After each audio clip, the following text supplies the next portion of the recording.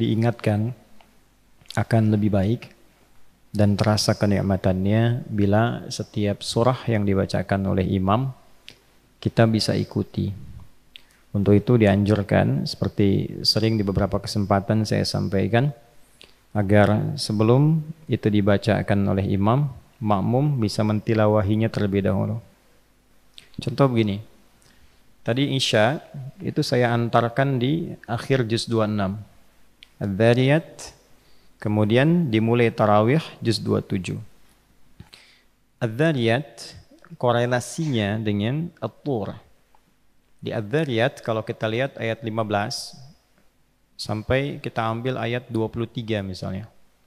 Innal muttaqina fi jannati wa 'uyun akhidhina ma atahum rabbuhum innahum kanu qabla dhalika muhsinin kanu qalila minal laili ma yahja'un wa bil asharihum yastaghfirun. Itu amalan kita tuh dari tarawih, tahajud sampai sahur.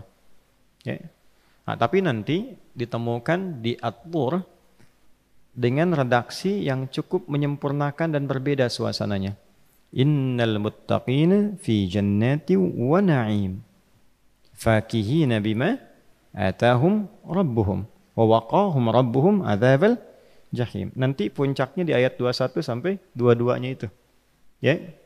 Walladzina amanu wattaba'athum dzurriyyatuhum biimanin alhaqna bihim dzurriyyatahum wa ma alatnahum min 'amalihim min syai' kullu imri'in bima kasaba rahim. Jadi kalau yang di Adz-Dzariyat itu menawarkan kenikmatan surga secara personal di taman surga. Jadi ada manusia yang ahli surga akan masuk di tempat terindah taman surga, itu digambarkan oleh Allah di Al-Qur'an sedang berpetualang di bumi. Di antara aktivitasnya dia mampu menata ibadah malam. Jadi dari mulai menyedikitkan tidur, dia hidupkan malamnya, ditutup di waktu sahur dengan dia istighfar. Itu amalan sahur, selain makan itu diisi dengan istighfar. Nah, kita sedang latihan itu. Kalau sukses kita kerjakan Ramadan dan dibiasakan pasca Ramadan, itu disifati oleh Al-Quran sebagai orang takwa yang sedang berpetualang di bumi. Kalau dipertahankan sampai pulang, sampai meninggal. Bukan pulang itikaf ya, sampai meninggal. Ya. Nah, kalau kita kerjakan dengan berjamaah begini, lantas kita berikan value-nya, nilainya, bimbingannya kepada keluarga untuk sama-sama ikut. Ya. Ini kan ada yang bawa istri, ada yang istri anak tinggal di rumah, nanti kita ibadah dibawa pulang, lalu di-share, terus diikuti. Nah, itulah jawabannya yang ada di At-Tur. Jadi amalan personal yang di-share dengan anggota keluarga, itu tidak nanggung oleh Allah, disatukan anggota keluarganya dengan pengamal ini bersamaan ke surga. Ya, dan itu tawaran. Ya, karena itu kalau bisa kita teruskan, bahasa Qur'annya sederhana. Walladzina amanu, dan orang-orang yang dengan imannya itu dia beramal. Kalau iman disebutkan tanpa amal soleh, artinya sudah konsisten imannya. Jadi, sudah pasti beramal soleh. Jadi nggak perlu lagi disebutkan amal solehnya. Ya, kalau masih latihan disebutkan amal solehnya. Latihan puasa, ya ayyuhalladzina amanu kutiba alaikumus syiyam. Latihan salat, alladzina yu'minuna bil ghaib wa yuqimunas shalah. Latihan menepati janji, ya ayyuhalladzina amanu aufu bil uqud.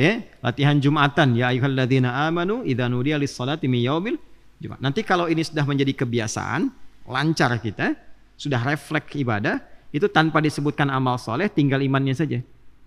Ya. Nanti kebalikannya dalam pekerjaan, iman disebutkan, halal dibuang. Ya ayyuhalladzina amanu kulu min thayyibati ma razaqnakum. Kalau belum ada iman masih disebutkan halal ya.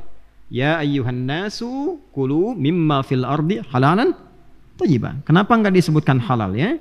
Karena kalau sudah ada iman, imannya otomatis membimbing pada yang halal.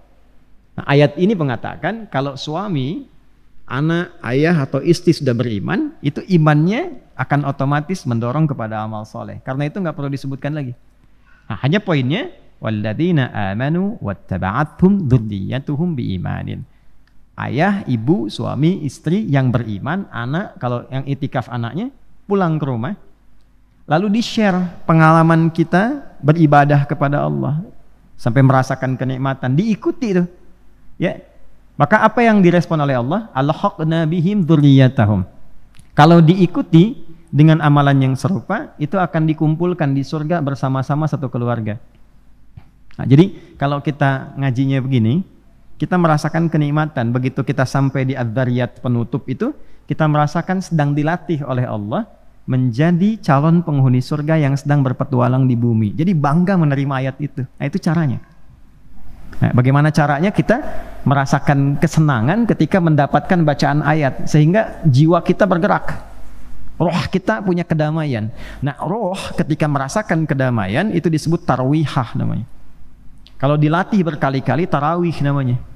Itulah sebabnya kenapa sholatnya disebut tarawih, karena sholat ini melatih jiwa kita supaya merasakan tenang, damai, sehingga dengan kedamaian itu muncullah kemudian berbagai jenis kebaikan yang bisa kita lakukan.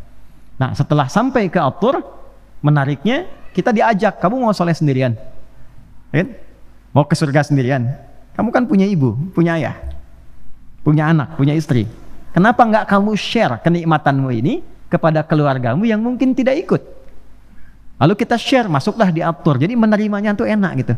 Ya, begitu selesai At-Tur wa idbarin nujum, langsung dibalas dengan bentuk tunggal. Wan najmi idza hawa. Nujum ketemu najm. Nah, itu cara kita bisa mendapatkan kenikmatan. Nanti ada respon-respon tertentu di Quran yang sangat luar biasa.